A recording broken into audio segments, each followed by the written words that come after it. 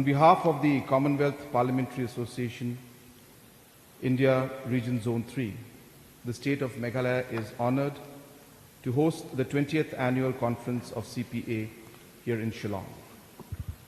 On this occasion, we are honored to have Shri Om Birla Ji, the Honorable Speaker of Lok Sabha and CPA India Regional Chairperson in our midst. On behalf of the people of Meghalaya, the Commonwealth Parliamentary Association, and all of us present here today, I extend a warm welcome to you. Founded in 1911, the CPA is one of the oldest organizations in the Commonwealth. This association brings together its members with a shared commitment to promote the rule of law and pursue the ideals of parliamentary democracy.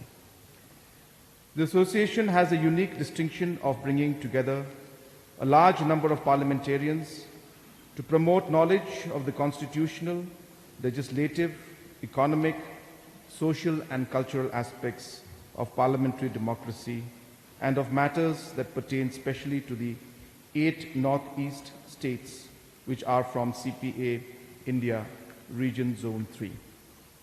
The Northeast region, with its rich and unique culture, language, biodiversity, is now touted as the gateway to new opportunities and acts as a potential hub for India's trade relation with ASEAN nations.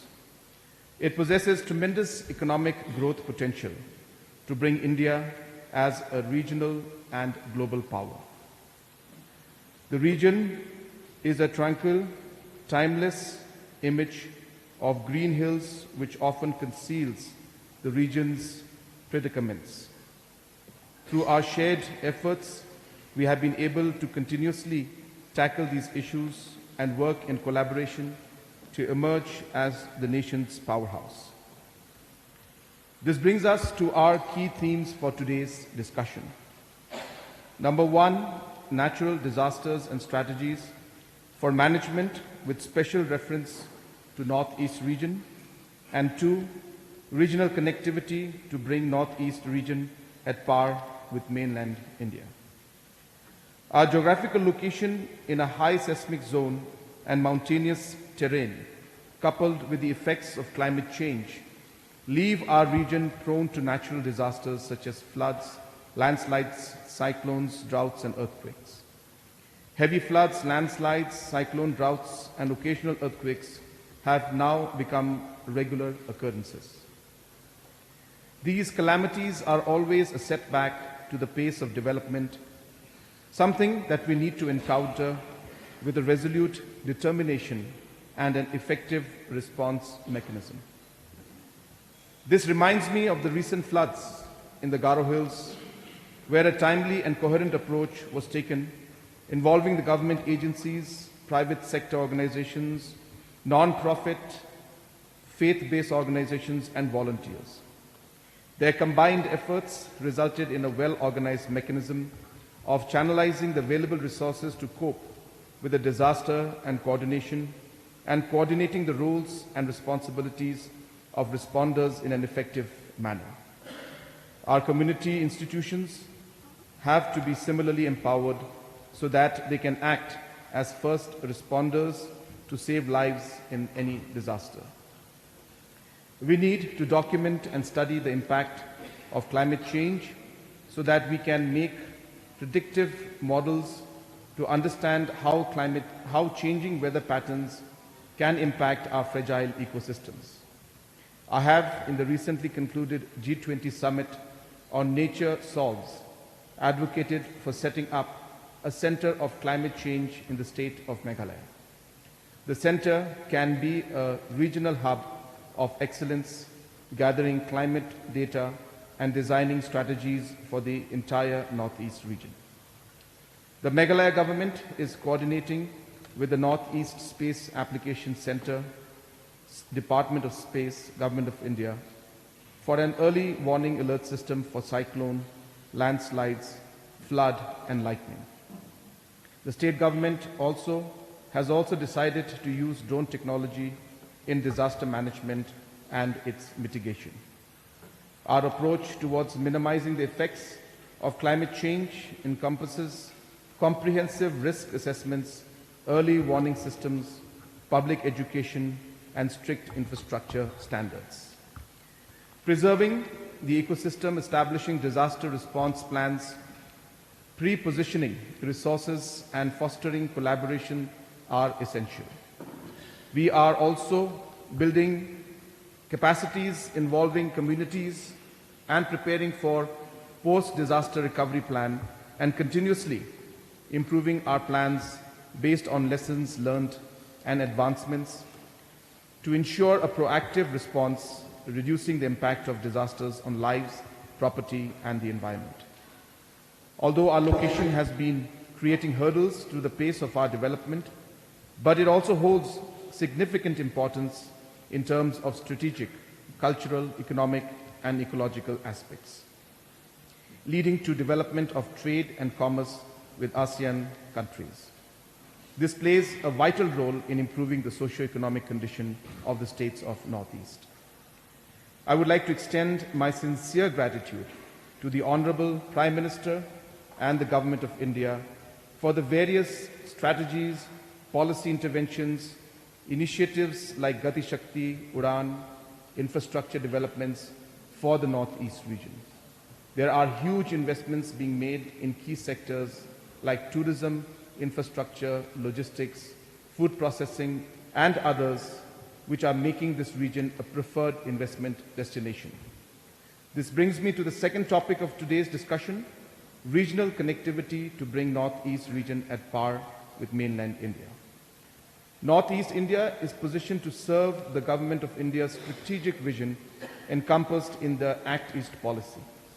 The region has abundant deposits of oil, natural gas, coal, and limestone, and a sizable proportion of land under cultivation.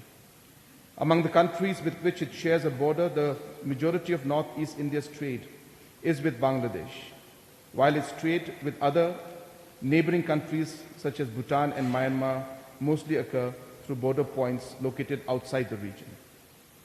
Meghalaya acts as a land bridge for India's participation in institutional forums, including the Bay of Bengal Initiative for Multi-Sectoral Technical and Economic Cooperation and the South Asia Sub-Regional Economic Cooperation Program. Leveraging upon its link with Bangladesh, Meghalaya has been focusing on improving trade activities at the border area. As part of this effort, border infrastructure shall be improved by establishing more integrated checkpoints along with land custom station and border huts. In this direction, road connectivity along the Dauki-Bholaganj Road and Tura-Dalu Road are also being improved. We also are establishing integrated checkposts and border huts to promote economic activities. Through PMGSY, over 4,200 kilometers of rural roads have been constructed across the state. Through PM Gati Shakti, we are already connecting key economic hubs in the state. In line with this, we are soon going to launch a new scheme to connect every single habitation in Meghalaya with roads. Currently, 18 major road projects are being implemented to connect Meghalaya with other states. We are even in process of establishing a direct link with West Bengal through Mahendraganj Hilly Road. This will reduce a distance of 600 kilometers to just 85 kilometers and will foster trade and commerce. Today, with around 10,000 passengers every month, the Shillong Airport is directly connected to Delhi, Kolkata, Aizawl, Agartala, Imphal, Dimapur, Dibrugarh, and Guwahati. With the help of Government of India, we are now taking steps to upgrade the Shillong Airport to accommodate bigger flights. We have additionally requested the Ministry of Civil Aviation to declare the Shillong Airport as an international airport to improve direct connectivity with countries bordering the Northeast states, which will greatly boost the Act East policy.